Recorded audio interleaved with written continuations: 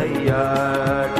अगर देश के काम न आए, अगर देश के काम न आए तो जीवन बेकार। हो जाओ तैयार साथियों, हो जाओ तैयार, हो जाओ तैयार साथियों, हो जाओ तैयार। अगर देश के काम न आए, अगर देश के काम न आए तो जीवन बेकार। हो जाओ तैयार साथियों, हो जाओ तैयार, हो जाओ तैयार साथियों, हो जाओ तैयार। योग से राष्ट्रवासियों को निरोग बनाने तथा देश और विदेशों में जमा देश का लगभग 400 लाख करोड़ काले धन को देश में वापस लाने के संकल्प को लेकर राष्ट्रनायक स्वामी रामदेव जी महाराज द्वारा चलाए जा रहे महाअभियान भारत स्वाभिमान यात्रा अपने पहले चरण के अंतिम दौर में है। 90,000 किलोमीटर से अधिक की यात्रा के अंतर्गत जननायक स्वामी रामदेव जी महाराज ने 25 राज्यों का दौरा किया और करोड़ों करोड़ लोगों को प्रत्यक्ष रूप से स्वयं एवं देश को बचाने का मूल मंत्र प्रदान किया। देश भर की यात्रा का ही परिणाम है कि भ्रष्टाचार और भ्रष्ट व्यवस्था के खिलाफ लोगों में जन जागृति आई है और भ्रष्टाचार काले धन के विरोध में आज करोड़ों हाथ स्वामी जी के समर्थन में उठ रहे हैं। स्वामी जी महाराज ने 4 जून से अपनी सत्याग्रह की घोषणा की और पूरे देशवासियों को भी इस सत्याग्रह से जुड़ने का आह्वान किया, जिसे भारी जन समर्थन लगातार मिल रहा है। उसी का परिणाम है कि सत्याग्रह से पूर्व ही श्रद्धेय स्वामी रामदेव जी महाराज की मांगों को केंद्रीय सरकार गंभीरता से ले रही है। 3 मुद्दों में से कुछ मुद्दों पर सहमति बन गई है और सरकार चरणबद्ध और समयबद्ध तरीके से पूरी प्रामाणिकता, गंभीरता और शीघ्रता के साथ कार्य करने के लिए अपनी प्रतिबद्धता व्यक्त कर रही है। योग ऋषि स्वामी रामदेव जी महाराज भारत स्वाभिमान यात्रा के तहत महाराष्ट्र प्रांत में ठाणे, औरंगाबाद, सिंधुदुर्ग, सावंतवाड़ी, अलीबाग, रत्नागिरी, पनवेल, नासिक, नंदुरबार, धुले, जलगांव, अहमदनगर, लातूर, उस्मानाबाद, गोंदिया, रायगढ़, मुंबई आदि स्थानों में प्रातःकालीन निशुल्क योग शिविरों तथा सावंतवाड़ी, अलीबाग, कल्याण, चिंचणी, चपलून, शहादा, दोंडाईचा, कापड़ने, अमलनेर, जामखेड़, मालीनगर, कलम्ब आदि दूर दराज के क्षेत्रों में जनसभाओं और पथ सभाओं के माध्यम से लोगों को भारत स्वाभिमान अभियान से जोड़ने के पश्चात स्वामी जी महाराज का आगमन मध्य प्रदेश के आदिवासी बाहुल्य क्षेत्र बैतूल जिले में हुआ। आदर्श साम्राज्य की स्थापना के लिए भगवान श्री राम भी 17 लाख वर्ष पहले इस पावन भूमि पर पधारे थे और आज स्वामी जी महाराज भी उसी पावन संकल्प के साथ बैतूल के सारणी गांव पहुंचे, जहां मंच पर आगमन होते ही स्वामी जी का आशीर्वाद प्राप्त करने आए हजारों साधकों ने ओम की ध्वनि के साथ हाथ उठाकर स्वामी जी महाराज का अभिनंदन किया। गणमान्य लोगों ने दीप प्रज्वलन कर सभा का शुभारंभ किया और स्वामी जी महाराज को पगड़ी पहनाकर सम्मानित किया। तत्पश्चात सारणी के कार्यकर्ताओं और लोगों ने युग पुरुष स्वामी रामदेव जी महाराज को पुष्पगुच्छ भेंट कर आशीर्वाद प्राप्त किया। सारणी वासियों ने स्वामी जी महाराज के सम्मान में गार्डी नृत्य प्रस्तुत किया।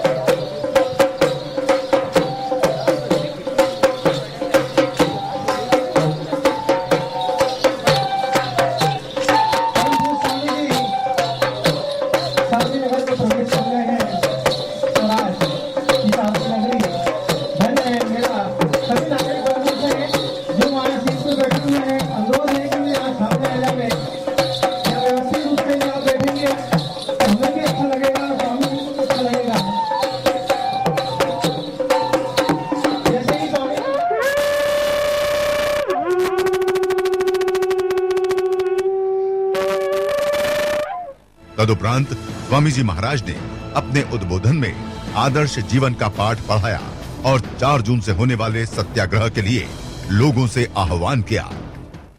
आज सारणी के इस पावन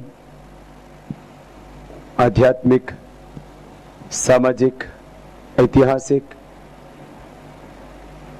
गौरवशाली पृष्ठभूमि अपने भीतर समेटे हुए इस नगर में आप सब इतनी गर्मी में इतनी श्रद्धा भक्ति के साथ यहां पर उपस्थित हैं। आपके साथ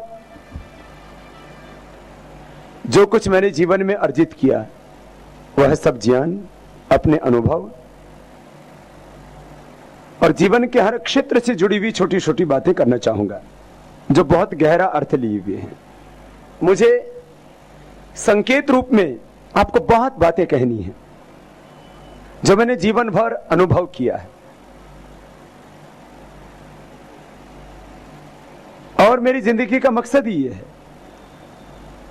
मेरे पास जो कुछ ज्ञान है, जो कुछ अनुभव है, मेरा पूरा ज्ञान, मेरा पूरा अनुभव, मेरा पूरा जीवन, मेरा पूरा समय, मैंने निश्चय ही किया है कि मेरे जीवन का एक एक पल मेरे राष्ट्रवासियों के लिए है और मैं अंतिम श्वास तक मैं अपने वतन के लोगों की सेवा करता रहूं। यही मेरे जीवन का मैंने लक्ष्य, मकसद निर्धारित किया।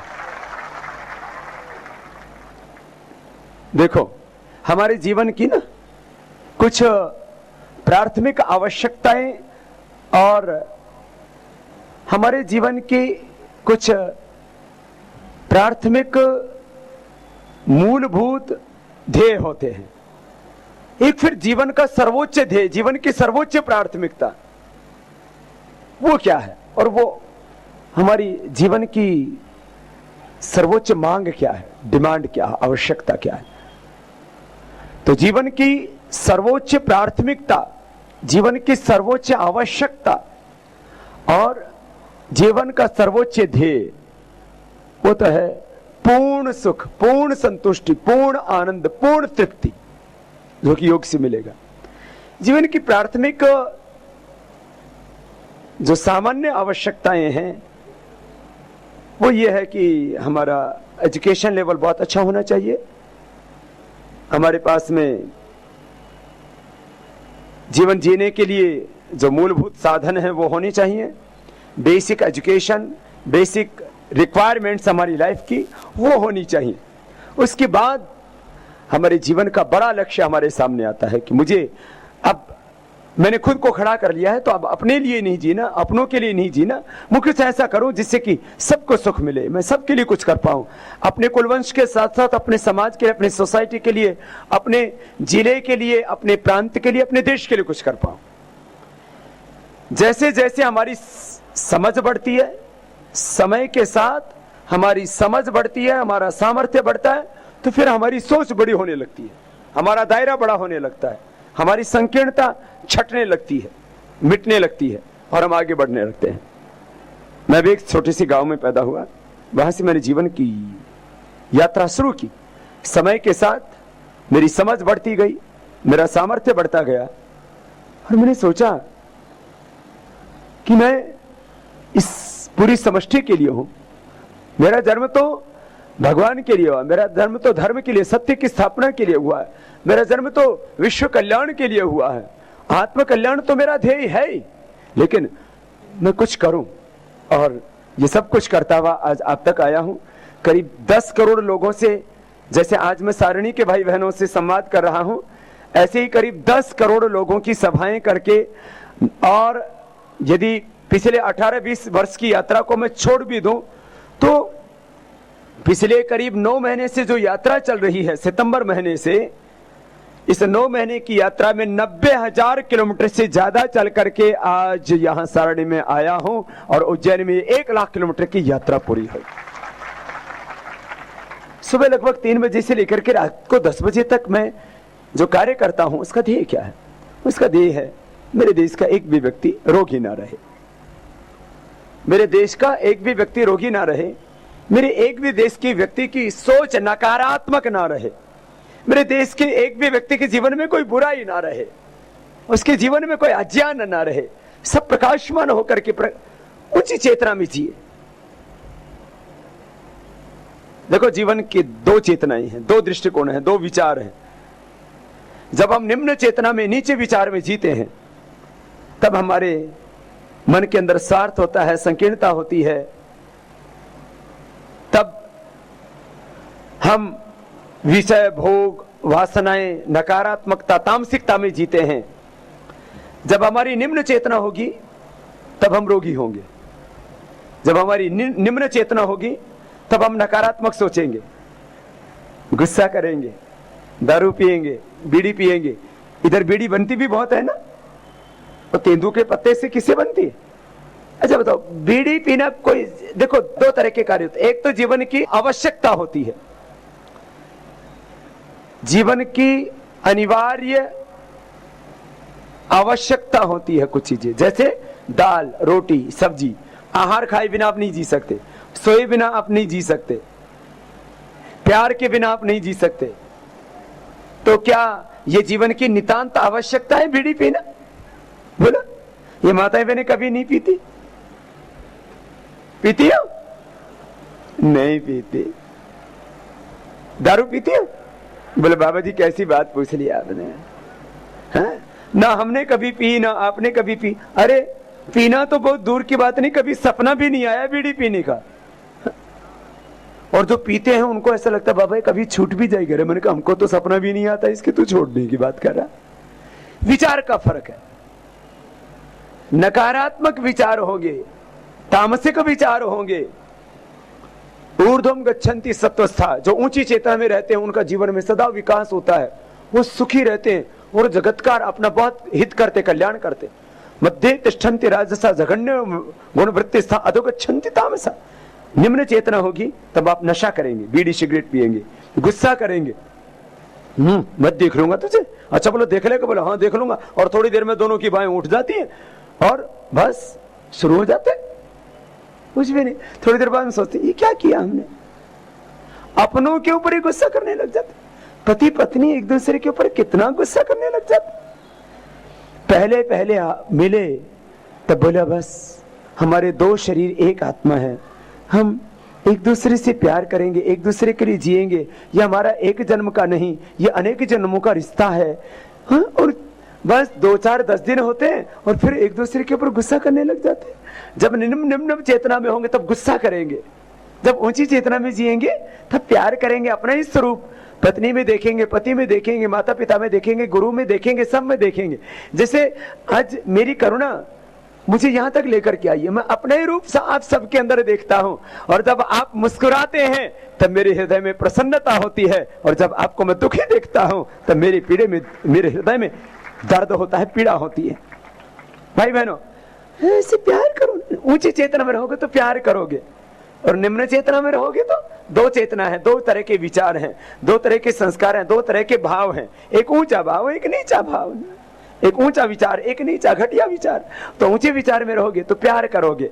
तो आज एक सब शिक्षा लेकर के जाएंगे। हम हमेशा किस में जिएंगे बोलो? ऊंची चेतना में, ऊंचे विचार में, ऊंचे भाव में, हाँ? इसमें रहेंगे तो कभी गुस्सा नहीं आएगा, प्यार करेंगे आपस में, है ना? प्रेम प्रेम प्रेम। और हम प्रेम से ही भरे हुए हैं, हमारे भीतर ना अनंत प्रेम है, बस उसको प्रकट नहीं होने देते, उसको दबा के रखते हैं, गुस्से को उभार करके रखते हैं। अच्छा ये जीवन ना बड़ा विचित्र है, समझ में बहुत देर में आता है। मैंने इसको समझा है, आपको बता रहा हूं। आपको फिर भी भाई किसी को एक्सपीरियंस करना हो तो खराब एक्सपीरियंस कर लो। मैं देखो, मैंने तो एक्सपेरिमेंट किया है, एक्सपीरियंस भी किया है। एक्सपीरियंस और एक्सपेरिमेंट करके इस निष्कर्ष पर पहुंचा हूं कि ऊंची चेतना में रहो, ऊंचे विचार में रहो, यह फायदे का सौदा है। तो आज से सभी ऊंची चेतना में जिएंगे तो कोई आपस में गुस्सा नहीं करेंगे, नकारात्मक नहीं सोचेंगे, नकारात्मक नहीं सोचेंगे, गुस्सा नहीं करेंगे, आलस्य नहीं करेंगे। ऊंची चेतना में रहोगे ना तो सुबह जल्दी उठोगे, और तामसिक चेतना में रहोगे तो पढ़े पढ़े सोते रहोगे। बड़े 8 बज गए, साहब उठे ही नहीं है अभी। अरे चींटी उठ गई, कुत्ता उठ गया, बिल्ली उठ गई, गधा उठ गया,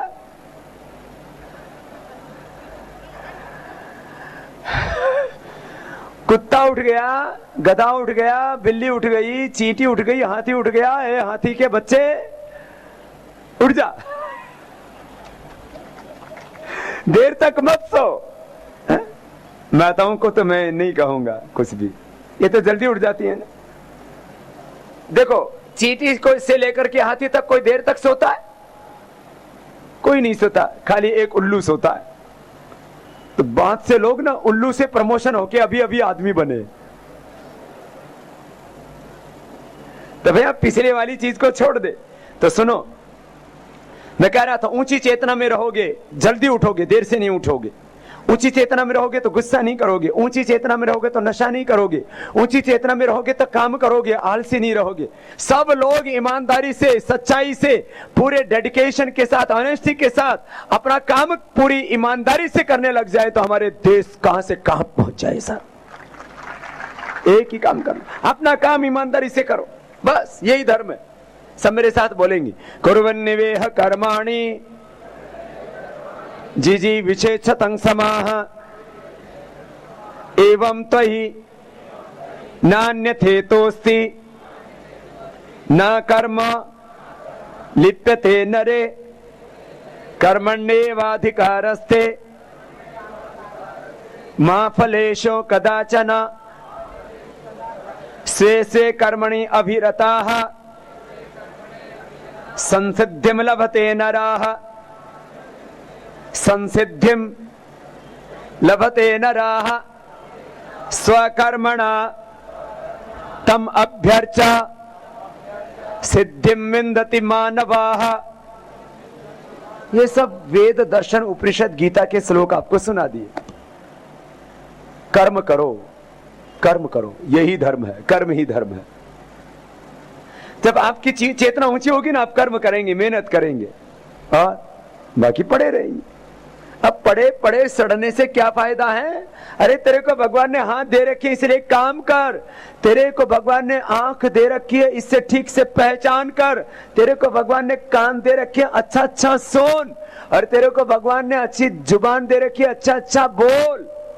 अरे तेरे को भगवान ने पैर दे रखे हैं, कभी रुको मत, कभी थको मत।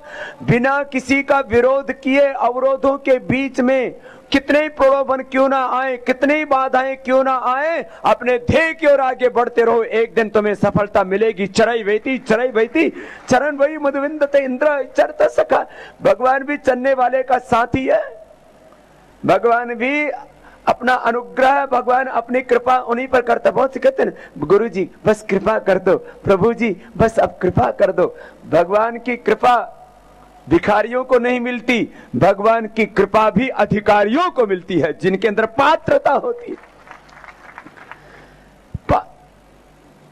कृपा कब होती है? जब आप में पात्रता होती है। बोलते हैं कृपा पात्र है, ये पात्र के ऊपर ही कृपा होती है। कुपात्र पर कभी कृपा प्रभु की, गुरु की, बड़ों की नहीं होती। तो मैं कह रहा था, ऊंची चेतना में जियोगे तो क्या करोगे? काम करोगे। काम करोगे तो आपका घर साफ सुथरा होगा, घर आपका स्वच्छ होगा, घर आपका स्वर्ग बनेगा। और घर में काम नहीं करोगे तो कच्ची कहीं पर पड़ी हुई है, चड्डी कहीं पर पड़ी है, बनियान कहीं पर पड़ी है, कंगा कहीं पर पड़ा है, चम्मच कहीं पर पड़ी है, थाली कहीं पर पड़ी है। मुझे सबके घरों का हाल पता है, क्योंकि मेरा अपना घर तो नहीं, लेकिन सबके घर मेरे घर। किसी के घर में घुस जाओ, हाँ, जिसके भी घर में जाता हूं सब खुश होते, लेकिन जब उनके मैं बाथरूम की हालत देखता हूं, हाँ, बहुत से लोग तो मैं किसी में घर में चला जाऊं, अब मैं रास्ते, अब तो यात्रा पर ही हूं, करीब 1 लाख किलोमीटर की यात्रा मेरी पूरी। इसमें बड़ा एक्सपीरियंस किया मैंने। किसी के भी घर में जाऊं, मैं अरे मुझे बाथरूम जाना था, अच्छा बाबा जी 5 मिनट यहाँ बैठो, तो 5 मिनट में वो चड्डी, बनियान, साड़ी, पैंट, सेंट उनको ठिकाने लगाते। फिर मेरे से कहते हाँ बाबा जी। मैंने कहा मुझे पता लग गया हो तुम आलसी हो। जिन घरों में माताएं आलसी होती है ना, वो घर ऐसे ही नर्क जैसे होते हैं। ऐसे लगता है कहीं शमशान में आ गए हो, कहीं कब्रिस्तान में आ गए हो। ऐसा लगता है पता नहीं कितने दिनों से इस घर में झाड़ू नहीं लगी है। अरे मेहनत करो, घर को साफ सुथरा रखो। किसी किसी की डाइनिंग टेबल पर ऐसे हाथ घुमाओ ना, तो ऐसे उसमें कम से कम 50 ग्राम मिट्टी आ जाती है। डाइनिंग टेबल पर कभी कपड़ा मारा ही नहीं। चम्मच को देखो तो उसमें डिजाइनदार चम्मच तो ले आए, लेकिन उसके अंदर कचरा भर गया है, कभी साफ किया ही नहीं।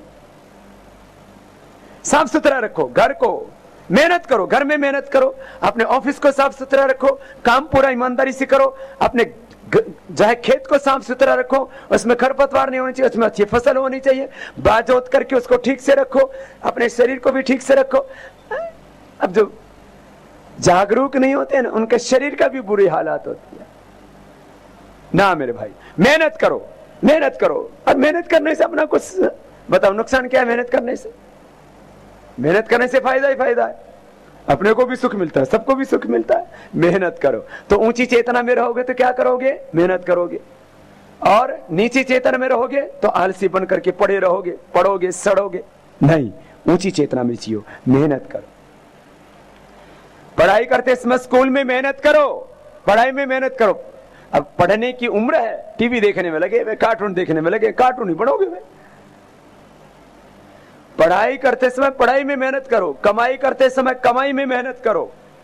किसान हो तो खेत में मेहनत करो, फैक्ट्री चलाते हो तो फैक्ट्री में मेहनत करो। अच्छा बताओ, निम्न चेतना दारू पियोगे, अच्छा दारू पीने से बताओ फायदा क्या है? अरे 50 रुपए की दारू पीने वाले तेरा लीवर खराब होगा और 50 लाख लगेगा फिर इसका ऑपरेशन करने में। सोच ले, 50 लाख तेरे पास है तो पी ले। और ये बड़ा काम है कोई दारू पीना? बहादुरी का काम है कोई ये? आप में से तो कोई नहीं पीता ना? पकड़े गए। कुछ कुछ हैं इसमें भी बैठे हुए, सब तो नहीं है, कुछ कुछ हैं। 50 रुपए की दारू पीने वाले ये 50 लाख का तेरा लीवर खराब करेगी। अरे एक बीड़ी कितने पैसे की आती है? 8-10 पैसे की एक बीड़ी, 1 रुपए की है। अरे बड़ी महंगी हो गई।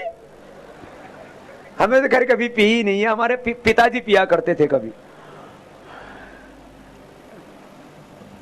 हमारे प्राइमरी टीचर भी जो थे ना, वो कभी कभी हमसे बोलते थे, जा बेटा बीड़ी का बंडल लेके आ। तो एक दिन वो बोले, जी स्वामी जी आप अब देखो आप बड़े हो गए, आप हमारे बारे में ये टीवी पर मत बोला करो। लोग हमसे पूछते हैं, वो प्राइमरी टीचर हमारे जिंदे हैं अभी, बोले हमसे पूछते हैं, अरे बोले तुम उन बाबा जी से बीड़ी मंगवाते थे?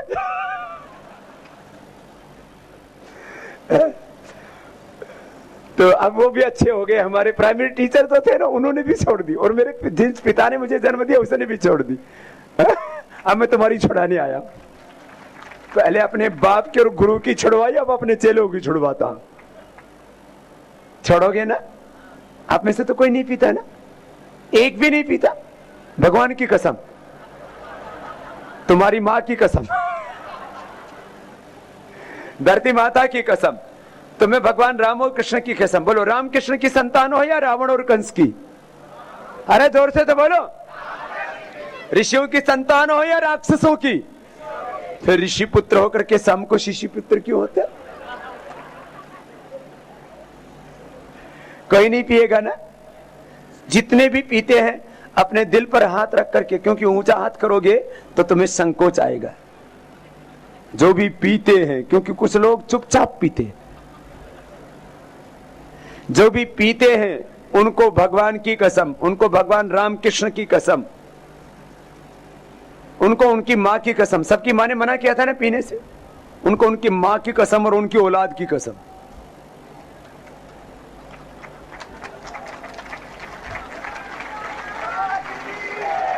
माताएं बहनों ने तो, अरे ताली तो तुम जोर से बजाओ, मैं तो तुम्हारी बात कह रहा हूं जो तुम रोज कहती हो अपने पति को। हा?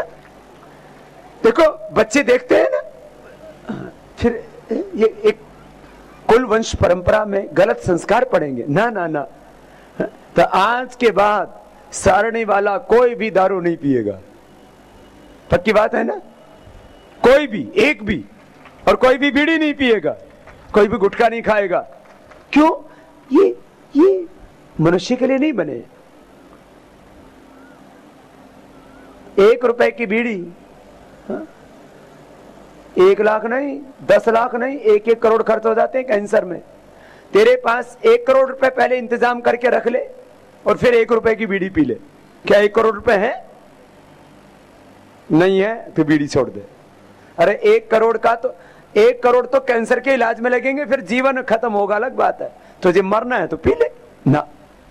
एक दिन में नहीं मरता बीड़ी पीने से आदमी, एक दिन में दारू पीने से लिवर खराब नहीं होता, धीरे धीरे होता है। तो धीरे धीरे भी क्यों करना भाई अपने शरीर को खराब? हार्ट खराब हो जाता है, हार्ट की रिपेयरिंग में 5 लाख, किडनी की रिपेयरिंग में 5 लाख, लिवर की रिपेयरिंग में 50 लाख, और कैंसर हो जाए तो फिर तो कोई हिसाब ही नहीं, फिर जीवन भी खत्म।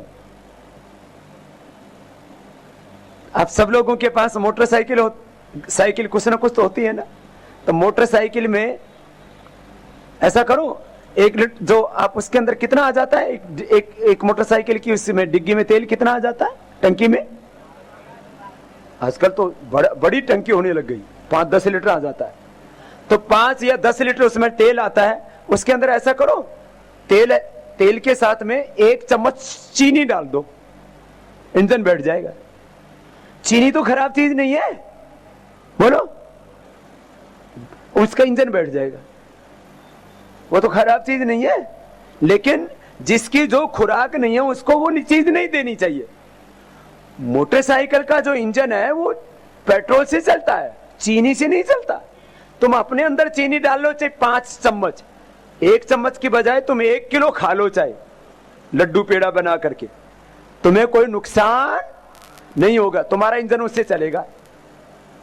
लेकिन मोटरसाइकिल वाला इंजन चीनी से, तो इसका मतलब जो जिसकी खुराक होती है उसको वही खुराक देनी चाहिए, बट्ठा बैठ जाएगा। तो तुम डालोगे, बोलो, एक भी डालेगा अपनी मोटरसाइकिल में 1 चम्मच चीनी? अरे बोलो, एक भी नहीं डालेगा। क्यों? बोले 20-30 हजार का इंजन खराब हो जाएगा। 20-30 हजार का इंजन खराब हो जाएगा, वो तो फिर 1 चम्मच चीनी नहीं डालता।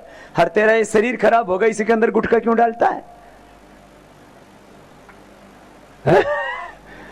अरे वो तो 20-30 हजार का है, मिल जाएगा, ये तेरा शरीर खराब हो जाएगा। आज जितने भी भाई बहन हैं संकल्प लेके जाएंगे, कोई नशे को हाथ नहीं लगाएंगे, ये मेरा आना यहां सार्थक हो जाएगा। चोरी करोगे तो कई गुना धन गंवाना पड़ेगा, दान करोगे, अब ये दान का भी मर्म समझ लो, दारिद्र्य नाशनम दानम, दान करोगे तो कई गुना धन मिलेगा, और चोरी करोगे तो कई गुना धन जाएगा। हम दान करते हैं तो ऐसा समझते हैं कि खत्म हो गया, और चोरी करते हैं तो ऐसा लगता है आ गया। जो आ गया वो लेकर के जाएगा, जो दिया वो दे के जाएगा। अब समझ लो, जिसको समझ रहा हूं समझ लेना, पर ना समझो तो अपना अपना एक्सपेरिमेंट करके देख लेना, फिर पछताओगे। बड़ों से यही है कि भाई जिसने पहले दारू पी के देखी उसका देख लो हाल क्या हुआ है, उसको लीवर खराब हुआ है, तो तू क्यों पी रहा है बावड़े? जिसने पाप कर्म किए वो गधा घोड़े नरक के कीड़े बने पड़े हैं, तो तुझे गधा घोड़े और नरक के कीड़े बनने का शौक है तो पाप कर ले। ये कर्म का मर्म समझा दिया आपको, पाप और पुण्य का भी मर्म समझा दिया। अब योग का मर्म समझ लो। योग करने से कोई रोग नहीं होगा, योग करने से शरीर में कोई रोग नहीं रहेगा, बुद्धि में चित्त में कोई अज्ञान नहीं रहेगा, और योग करने से जब रोग नहीं रहेगा और अज्ञान नहीं रहेगा तो फिर कोई बुरी आदत भी नहीं रहेगी, बुरा विचार भी नहीं रहेगा। शरीर और बुद्धि शुद्ध हो जाए तो फिर तो आदमी शुद्ध ही शुद्ध है। योग करने वाले व्यक्ति के शरीर में गलत आहार नहीं जाएगा, गलत चीज खाने की इच्छा ही नहीं होती। आप कपालभाति करना शुरू करो, देखो बैठो करके देखो ना, थोड़ा माल पानी हिला लो,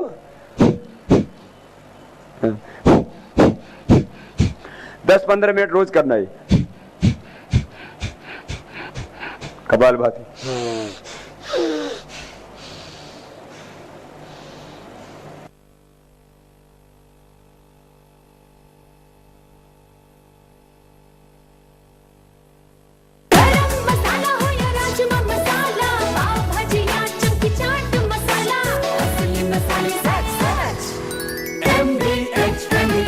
प्योरीफायर्स पानी को बनाए 100% प्योर, क्योंकि इसमें है डबल प्योरिफिकेशन आरओ और यूवी से। कैंट देता है दुनिया का सबसे शुद्ध पानी। शाही पनीर हो या जलजीरा मसाला, कसूरी मेथी या देगी मिर्च, असली मसाले सच सच MDH। आ गया है और मेरे परिवार की सेहत का राज परम प्योर घी। MDH की दुनिया में आपका स्वागत है। वाह क्या खुशबू है और स्वाद भी है। बादशाह तुसी ते मसाले दे शहंशाह। आपकी मेहरबानी से। MDH, the real spice of India. Kent purifiers पानी को बनाए 100% प्योर। क्योंकि इसमें है डबल प्योरिफिकेशन RO और UV से। कैंट देता है दुनिया का सबसे शुद्ध पानी। आ गया है पर, छा गया है पर। मेरी और मेरे परिवार की सेहत का राज परम प्योर घी। जो भी पके ऐसा पके जहाँ भी जो हो खींचा चला आए। MDH मसाले ऐसा फ्लेवर जगाए, असली मसाले सच सच। MDH भारत स्वाभिमान यात्रा के अंतर्गत आगामी योग शिविर एवं ग्रामीण जनसभाओं के कार्यक्रम 24 मई सिवनी मध्य प्रदेश प्रातः 5 से 7:30 बजे योग शिविर पॉलिटेक्निक ग्राउंड 12 पत्थर सिवनी। सायं 5 से 6:30 बजे मवेशी बाजार तहसील बरघाट सिवनी। 25 मई बालाघाट मध्य प्रदेश प्रातः 5 से 7:30 बजे योग शिविर मुन्ना स्टेडियम सर्किट हाउस के बगल में बालाघाट। सायं 5 से 6:30 बजे GRC ग्राउंड नैनपुर मंडला। 26 मई मंडला मध्य प्रदेश प्रातः 5 से 7:30 बजे योग शिविर महात्मा गांधी स्टेडियम मंडला। सायं 5 से 6:30 बजे शासकीय उत्कृष्ट उच्चतर माध्यमिक विद्यालय परिसर डिंडोरी। 27 मई शहडोल मध्य प्रदेश प्रातः 5 से 7:30 बजे योग शिविर पॉलिटेक्निक ग्राउंड पांडव नगर शहडोल। सायं 4:30 से 6 बजे कुशाभाऊ ठाकरे मैदान बुडार। 28 मई कटनी मध्य प्रदेश प्रातः 5 से 7:30 बजे योग शिविर फॉरेस्ट प्लेग्राउंड कचहरी प्रांगण के पास कटनी। 29 मई दमोह मध्य प्रदेश प्रातः 5 से 7:30 बजे योग शिविर स्टेडियम ग्राउंड दमोह। सायं 4:30 से 6 बजे शासकीय उत्कृष्ट उच्चतर माध्यमिक विद्यालय परिसर पथरिया। 30 मई सागर मध्य प्रदेश प्रातः 5 से 7:30 बजे योग शिविर खेल परिसर ग्राउंड सिविल लाइन सागर। सायं 4:30 से 6 बजे थाना ग्राउंड बरेली रायसन। बीड़ी सिगरेट शराब पीने की इच्छा ही नहीं होगी। मुर्गा मुर्गी बकरा बकरी खाने की इच्छा ही नहीं होगी। अंडा खाने की इच्छा ही नहीं होगी। एक बोले बाबा जी मैं ऐसे तो शाकाहारी हूं, बस अंडा कभी कभी खा लेता हूं। मैंने कहा ये कौन से पेड़ पर लगता है, ये कौन से खेत में उगता है? मूंगफली की तरह ना नीचे उगता है ना किसी पेड़ पर लगता है, ना कोई सिंगाड़े की तरह पानी में लगता है। ये कौन सी चीज का फल है? मेरे जी मुर्गी का फल है। मैंने कहा कहां से निकलता है? आगे से निकलता है कि पीछे से? बोले जी पीछे से निकलता है। मैंने कहा कौन सी जगह से निकलता है? बोले जी जहां से लेट्रिन करती है। जो योग करेगा उसके शरीर में खराब आहार नहीं जाएगा, और जो योग करेगा उसके मन में खराब विचार नहीं आएगा, और जिसका आहार विचार शुद्ध हो गया उसका जीवन शुद्ध हो जाएगा। ये छोटी सी बात है, योग का मर्म समझा दिया आपको। बॉडी के एक सेल से लेकर के skin cell, blood cell, bone cell, brain cell, liver, kidney के सेल, सारा शरीर सेल से बना है। सारा शरीर क्या है? कोशिकाओं का समूह है। ये skin cell, blood cell, bone cell सब मिलकर के बॉडी बन गई। रस रक्त मांस मेद अस्थि मज्जा शुक्र सप्त धातुओं का परिणाम शरीर है। त्रिदोषों का परिणाम शरीर है। शरीर इंद्रियों और मन का समूह ये शरीर है। शरीर को समझो ना। योग करने से क्या होगा? योग करने से सप्त धातुओं से निर्मित शरीर, इंद्रिया और मन ये परिष्कृत हो जाएंगे। जैसे खाओगे अन्न वैसा होगा मन, जैसे पियोगे पानी वैसे बोलोगे वाणी। ये तो सब ऐसे ही बना है, सारा ढांचा ऐसे ही तैयार हुआ है। हमारा आहार और विचार शुद्ध नहीं रहा, इसलिए जीवन में दोष आ गए। योग करोगे आहार विचार शुद्ध हो जाएंगे, और एक एक सेल से लेकर के पूरा system, one cell equal to one body, and one body equal to one universe, and one day equal to one life. ये तीन बातें मैं हमेशा कहता हूं, आज भी कह रहा हूं। एक शरीर की कोशिका से एक शरीर बनता है। माता का ओवम, पिता का स्पर्म, वो स्पर्म ओवम में चला जाता है, फिर एक ओवम रह जाता है। जब हमारा शरीर बनता है ना, वहां से शुरू कर रहा हूं बात। 1 से 2, 2 से 4, 4 से 8, 8 से 16 सेल बनते, 16 से 32 सेल बनते, उसे 3 लेयर बनती हैं छोटी छोटी, उसको एंडोडर्म, मेसोडर्म, एक्टोडर्म बोलते हैं। उससे फिर पूरा सिस्टम बनता है, reproductive arc, skeletal, digestive, skeleton, circulatory, respiratory, nervous, endocrine, sympathetic, parasympathetic, hypothalamus, autoimmune system. अब ये सिस्टम समझ में आ गया? क्या क्या सिस्टम बताए? बोलो बाबा जी इतना तेज दिमाग होता तो आपकी तरह बाबा जी ना बन जाते हैं। Reproductive arc, skeletal, digestive, skeleton, circulatory, respiratory, nervous, endocrine system, sympathetic, parasympathetic, hypothalamus, autoimmune system, 12 तरह की सिस्टम बताए। योग करोगे तो एक एक सेल से लेकर के पूरा सिस्टम स्ट्रांग हो जाएगा, बैलेंस हो जाएगा, हेल्दी हो जाएगा, शरीर में कोई रोग नहीं रहेगा। एनाबॉलिज्म, कैटाबॉलिज्म, मेटाबॉलिज्म अंग्रेजी में बोलो तो, हिंदी में बोलो तो वात पित्त कफ का बैलेंस हो जाएगा, संतुलन हो जाएगा।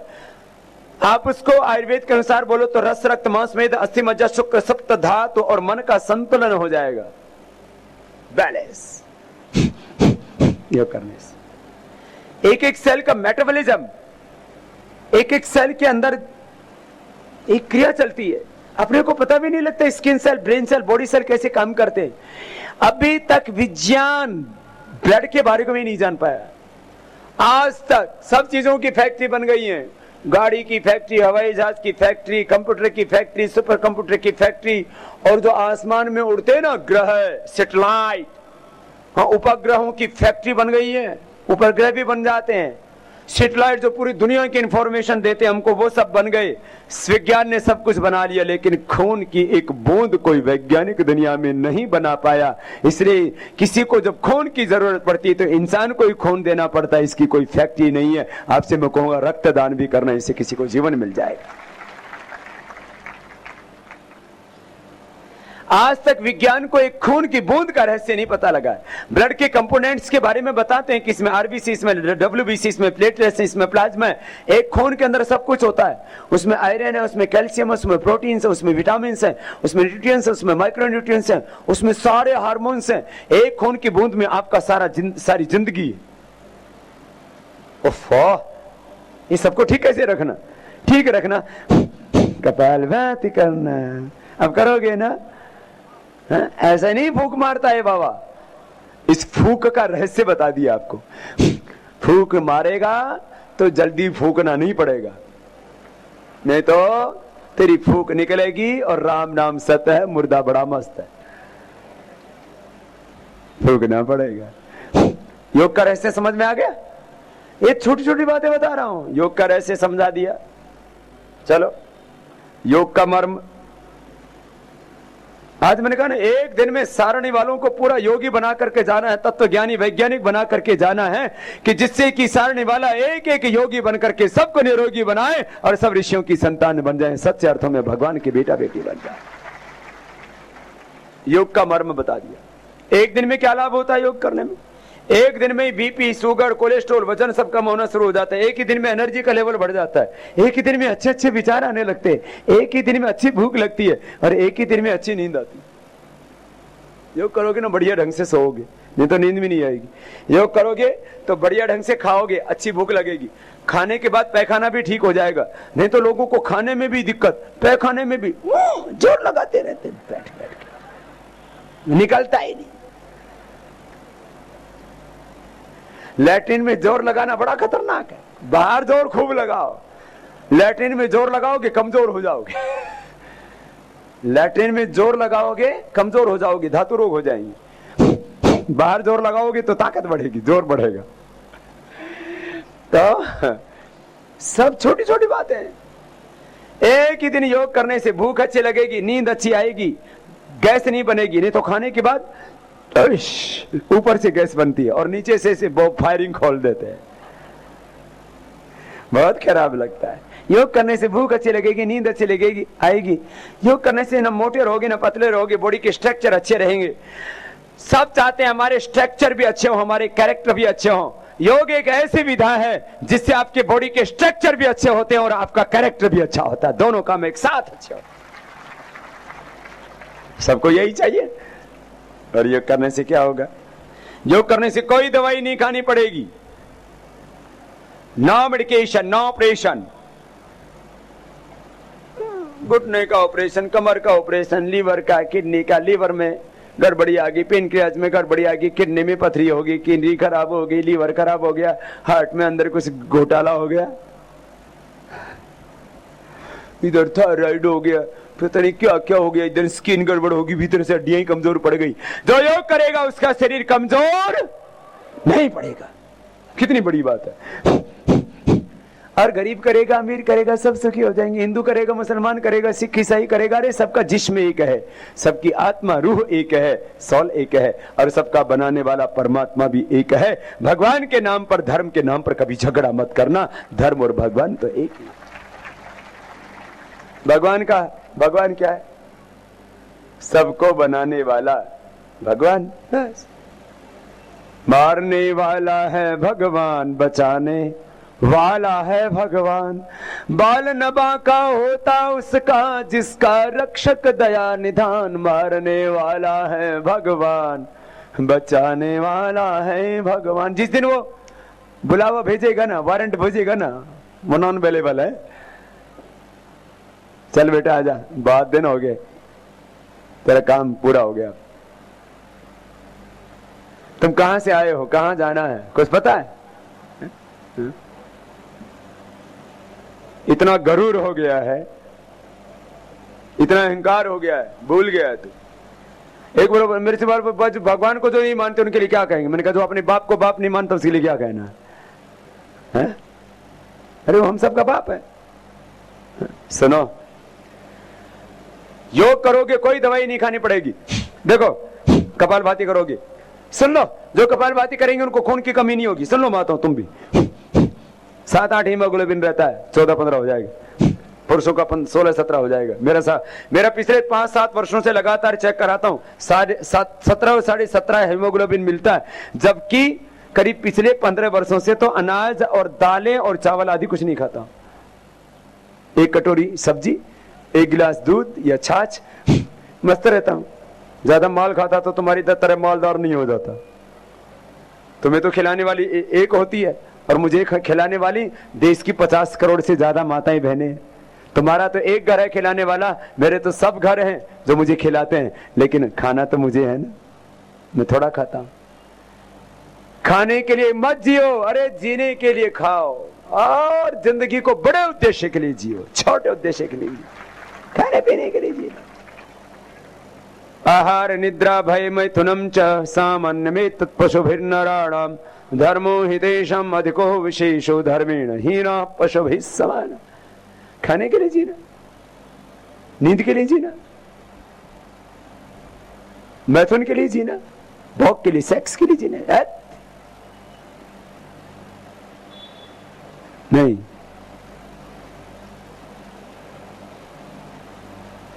जीवन बाहर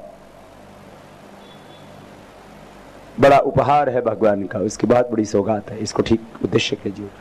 योग करोगे तो अतीन्द्रिय शक्ति, अतीन्द्रिय ज्ञान मिलेगा। ये आगे की बात।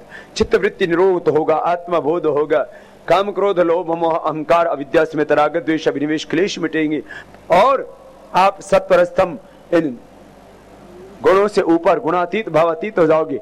ट्रांसेंडेंट मेडिटेशन, तृप्ति मिलेगी, शक्ति मिलेगी, शांति मिलेगी, कुंडलिनी जागरण होगा।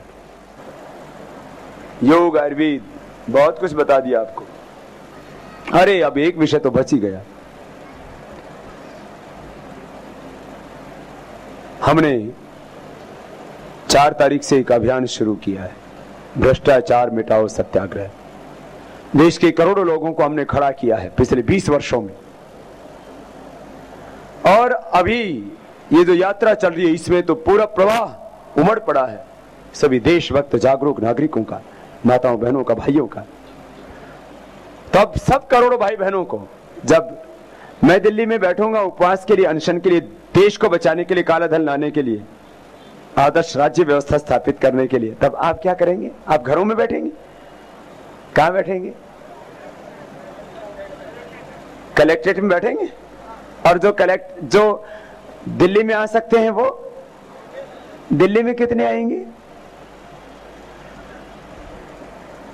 बुकिंग करवा ली है? दिल्ली में आने वाले जरा हाथ तो उठाओ, मैं देखता हूं दिल्ली में भी कितने लोग आएंगे। कुछ माताओं ने भी हाथ उठाए, तुम पतियों को साथ में लेके आ जाना ना। हाँ, खुद तो पूरे के पूरे परिवार आ रहे हैं, बोले बाबा जी पति पत्नी हम दोनों ही आपके लिए ही जीते हैं, तो हमारे बच्चे हम कहां छोड़ करके आएंगे, उनको भी लेके आएंगे। मैंने कहा उपवास करेंगे बच्चे भी? बोले बच्चे तो हमसे ज्यादा मजबूत हैं, वो कहते हैं हमारा बाबा जिसको कुछ नहीं चाहिए वो देश के लिए यदि अपनी जिंदगी को दांव पर लगा करके काम कर रहा है तो हम भी अपने देश को बचाने के लिए हम भी बाबा के साथ में खड़े होंगे। छोटे छोटे बच्चे, सुन लो एक बात, 4 तारीख से जब करोड़ों लोग तप करेंगे तो इस तप का परिणाम क्या होगा? जैसे मैं बता रहा था ना, हर एक चीज का मर्म समझा रहा था, तप का मर्म क्या? ये करोड़ों लोग तप करेंगे ना तो देखना ये होगा। अभी कुछ बातों पर तो सहमति बन गई है। हम स्वागत करते हैं माननीय प्रणब मुखर्जी जी का, उनका अभिनंदन करते हैं इस बात के लिए कि जब हमने कहा 7 दिन के भीतर यदि सरकार हमारे सत्याग्रह को संज्ञान में नहीं लेती और हमारी बातों पर ध्यान नहीं देती है तो फिर हालात खराब होंगी और उसके लिए जिम्मेदार सरकार होगी। लेकिन सरकार ने भी अपनी संवैधानिक और राजनीतिक जिम्मेदारी को निभाते हुए 7 दिन के भीतर संपर्क किया। अब सकारात्मक संवाद चल रहा है।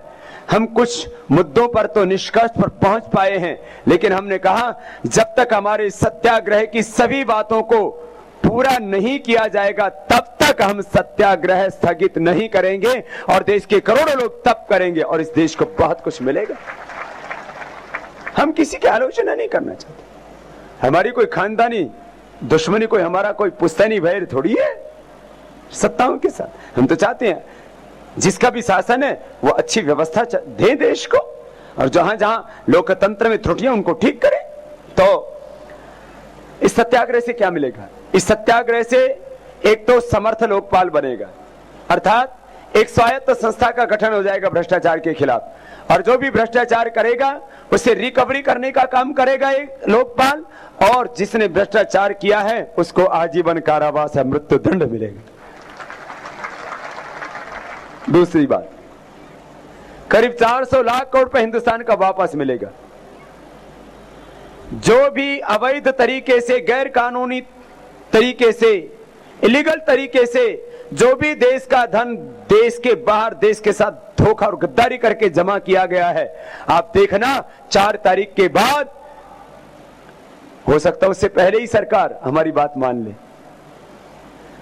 या तो 4 तारीख से पहले ही, या 4 तारीख तक आप देख लेना ये बाहर जो देश के साथ धोखा और गद्दारी करके जिन लोगों ने संपत्ति जमा की है सरकार को राष्ट्रीय संपत्ति घोषित करनी पड़ेगी। यह होगा।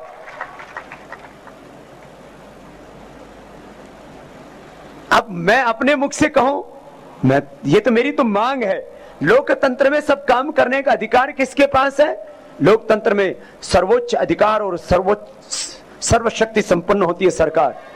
तो अब जो मैं कह रहा हूं, शायद कुछ दिनों में आपको एक सरकारी अध्यादेश के जरिए और सरकारी कानून के जरिए भारत के इतिहास में ये सबसे बड़ी घटना होने वाली है। जो भी संपत्ति लूट के बाहर जमा की है, अभी जब कोई कानून बनता है ना, तो जैसे मान लीजिए अभी तक कानून बनता, अभी एक और चीज बड़ी होगी, कोई भी कानून बनता है तो आगे लागू होता है, पीछे जो हो गया उस पर लागू नहीं होता।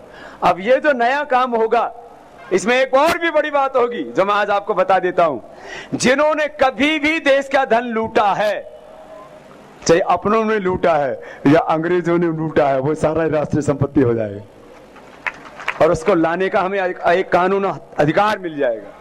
कानूनन दृष्टि से जब वो राष्ट्रीय संपत्ति होगी तो उसको वापस ला सकेंगे अपन। और ये इतना बड़ा अमाउंट है उसकी, मैं ये सोचता हूं तो मेरे ऐसे आनंद से रोमहर्ष होने लगता है। कितना अच्छा दिन होगा वो, और ये दिन जल्दी देखने को मिलेगा। सारा बेईमानी करके जो धन लूटा है, बेईमानी करके देश के साथ धोखा और गद्दारी करके जो धन लूटा है और बाहर जमा किया, सारा राष्ट्रीय संपत्ति होगा, उसको हम वापस लेकर के आएंगे। उसके लिए यूएन कन्वेंशन और दूसरी कानूनी चीजें हैं वो काम करेंगे। और बाहर पैसा जमा कराना ये राष्ट्रद्रोही का श्रेणी का अपराध गिना जाएगा। तो कोई भी जो भी जमा करेगा, बोले जमा करेगा तो मरेगा और धन भी नहीं मिलेगा, तो बोलो धन भी जाए और जीवन भी जाए, कोई ऐसा काम करेगा?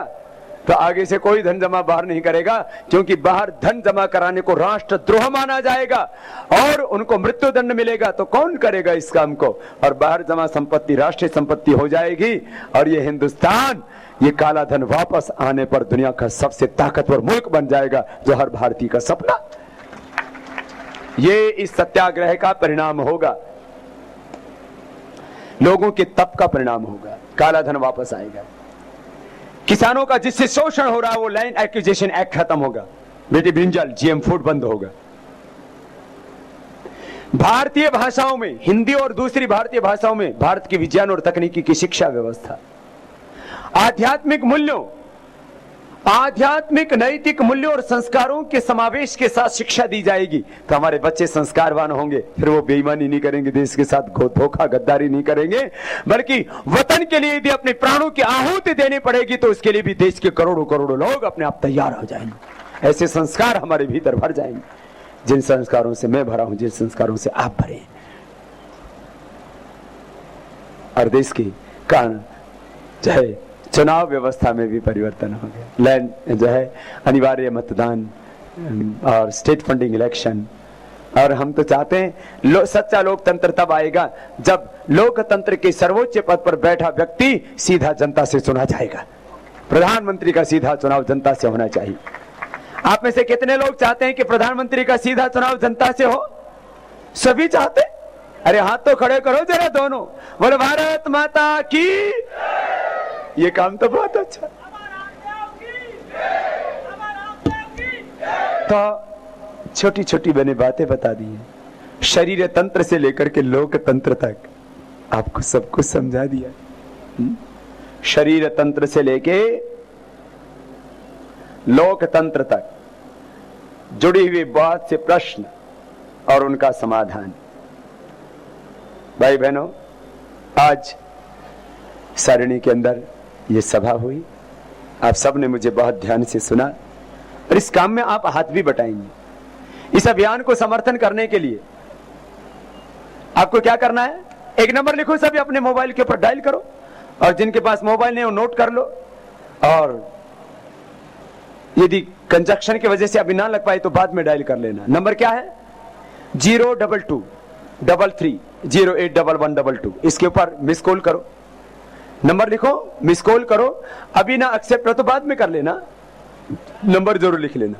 02233081122। मैसेज आ गया? बड़ा फास्ट चल रहा है काम। क्या मैसेज आया? 400 लाख करोड़ रुपए काला धन देश में लाने के लिए भ्रष्टाचार मिटाओ सत्याग्रह का समर्थन करें, दूसरों को प्रेरित करें। अधिक जानकारी के लिए www.bharatSwabhimantrust.org पर लॉग ऑन करें। मैसेज आ गया? कितने लोगों को मैसेज आ गया? बोलो भारत माता की। और जो इसका समर्थन नहीं करेंगे वो सब भ्रष्टाचारी हैं। जो नहीं करेंगे इसका समर्थन वो भी अपराधी है, पापी भी, वो गुनहगार हैं। जो तट रहने वाले हैं, जो मौन रहने वाले हैं। पाप करना भी पाप है और पाप